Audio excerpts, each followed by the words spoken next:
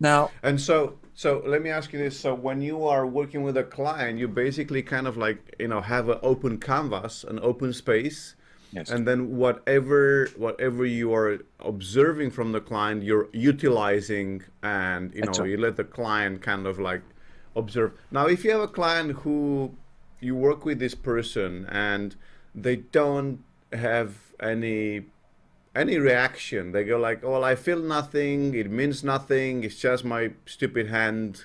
There is no ideodynamic thing happening. It's no young or old, or it's no beauty or ugly. It's no nothing. It's just my hand." And here's the absolute marvel of this process. It is client responsive. The client Mm-hmm. says, I'm getting nothing. Nothing's happening. And I go, oh, okay, well, then we're obviously not ready for that now. Mm-hmm. So tell me more about what's brought you here. Give me some of your history. I might now, because I'm well versed in a lot of psychotherapeutic processes. I Yeah. might then look at what they're doing. They might talk about. They might be storytellers. So I'll that idea of narrative. So tell me more about your story. They might be someone who's saying, my problem is that I think this and I think that. I say, and I'll go in more this cognitive type of approach. There's so much that we can keep busy with the client, but I'll give you a great example of Mm-hmm. two examples. One was someone who came to me for tremendous pain, um, and he had a unresolvable injury that was giving him pain all the time. But he was aware that he would get upset about the pain, and that would make his pain worse. And he wanted Mm-hmm. me to resolve this upset. So, and I know there's some wonderful techniques that we can use to direct them to resolve this. But I just simply said to him, and use the basic accessing question. And when those hands are ready to feel the energy pull them together, and he was doing that, and he said, "No, I get nothing." I said, "Okay." Mm-hmm. We talked. He was a storyteller. He wanted to tell me his story, so he went and told me his story. And who Yeah. knows? Maybe his system wasn't ready to work internally until he told me enough of his story. Yeah. Whatever it was, we talked for another few minutes, and he went, "Oh, just a minute. Um, uh, no." And we went back, and so I said, "Well, and what happened?" And I prompted him to tell me more of his story. And then a few minutes later, he went, "Oh, just a minute. Uh, no, no, no." He did this about 4 or 5 times. And I'm beginning to think, oh Amazing. my God. But he wanted to do mirroring hands. And we Yeah. kept telling his story. And something in his system, then his system organized itself rather than Mm-hmm. I wasn't telling him. And he just went, ah. Now, I'd never seen anybody do that before. Mm-hmm. But his hands were there, feeling the energy between them. And I went, wonderful, which is a word we use a lot in mirroring hands. Yes. And I said, and can you share with me what is happening? Because here's another thing that we respect: the client's right to private work. Now, if he Yeah. didn't want to talk to me, but he was doing something, then I let him go. Anyway, he said, "No, I've got the head pain. I've got the head pain." And he did Wow. some stuff. Maybe 5 minutes. He went on doing this, you know. And I said, "And when you're ready, I wonder what you want to do with that pain." And he, Mm-hmm. at one stage, just on his own, he went, "Wah!" And he sat back. And I said, "And what has happened now? Are you able to share?" Always respecting their privacy. Yeah. And he said, "I had raised myself up to a 9. I am now back at a 4." And his base level of pain was about a 2. It was always at a 2. He said, "I'm now down at a 4. Now, yes, thank you." Anyway, he said, "That's what I'm going to do. I'm going to grab it and throw it." He said, and later on, he said, "Now I don't have to put my hands up. I can just do it. I just Wow. know. I just visualize it and I throw it away." Now, on the other hand, I had somebody who was doing that, saying, "Oh, I don't know. I don't know which hand's doing. I don't know which hands. I don't know which hand's doing what. I don't know. I don't know which hand's doing what." And I said, "Well, I wonder if your right hand just wants to receive. What is it? What is it? This?" And we actually did mirroring hands cognitively. No Mm-hmm. trance, Mm-hmm. at all.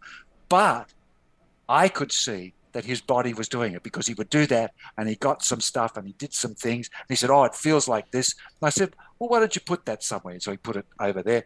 And I said, and if this hand was doing something, what'd that do? And he went, oh, I don't know, it's sort of doing this. Well, he was working. Now, his cognitive mind was not cooperating. It wasn't interested. It wanted to fight the process, but his implicit world was speaking. And I just listened to that, respected his cognitive state. He was a bit of pragmatic, an accountant, not wanting to knock accountants, because I know they can be wonderfully creative, but he was sort of the stereotypical sort of guy. And at the end of the session, he developed his own protocol, his own process. He said, well, I should do this and this and this. And I said, well, that sounds like an absolutely wonderful idea. And what he said tallied in with several of the textbooks that I'd read. And it just convinced me all over again that all the therapies that we've read about, all the techniques we've read about, already exist within us. And each of us has a different preference, a different capacity, a different predilection. So to impose what we think, what we're good at, can absolutely be okay, but not the most resonant with that client. Yeah, awesome. Thank you so much.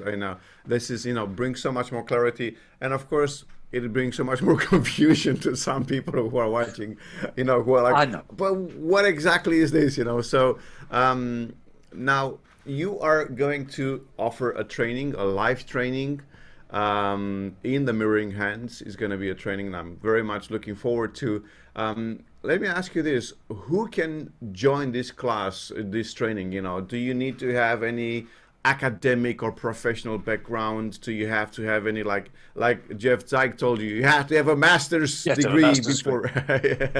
And here's what Ernie said to me. He said, you be very, very, very clever, and then you can make it very, very, very easy to understand. You can teach. So that is what we will do. Now, it's really important in whatever we do in life to understand about complex systems. Oh my God, complex systems. We do some games. We literally play some fun games. And as we go through the games, I then point out saying, now do you see what's happening here? This is what it's about. So the point of the face-to-face work, of this in-person workshops, is always to give the person the felt experience. And I assure you that you will come out there and you'll go, I think he talked about a lot of, that was all about some like really complex theory, but he didn't say any theory, but I understand it. And so there are a few elements of shift in your own ways of thinking. See, we see complex theory. I mean, it sounds complex, but it's not. It's quite but we don't have a do this, you get that world. We have a do this, and maybe you get that, but maybe you get something else, but maybe the whole thing's, maybe it goes somewhere else, but maybe you can't, when you do that, get stuck because it's held back by something, some process. And it is true that when you do this to get this particular outcome, that quite often you'll get something like that outcome and people will have benefits. But again, it's like anything else.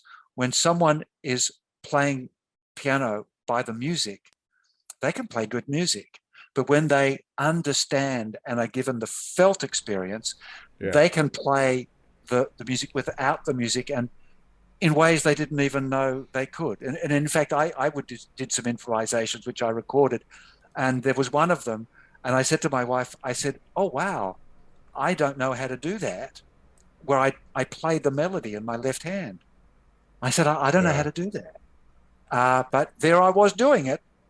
So that encouraged me to believe that if you give the client the experience, put them in the space, that they are able to find what they can do and what is done. I've seen people do EMDR. I've seen their eyeballs move. and their trauma is less problem. I've seen people do the swan. I've seen people do the arrow, where they say, I pushed the energy out and blew up everything. I've seen people do all these things. And these wonderful people like Freddie Jaquin and some of the guys that have done this, Mike Mandel, some of these things, they've brought it out and brought it to our attention, but we thought of it first, inside of us. And that's what mirroring hands can wonderfully allow. I had a friend of mine, one of my supervisees, and he was doing parts therapy, and he did the parts, and he got to the point where the parts were, and now let's bring the parts and reintegrate the parts. But my voice came up in his head, and he said, I wonder, will those parts come together now? And the client went, no, not yet. I'm not ready. So this would have been okay, and I hope, but sometimes when they're not ready, it doesn't gel properly, and there's difficulties. And so the client then had another couple of sessions, and then they did it themselves. Extraordinary co-creative magic.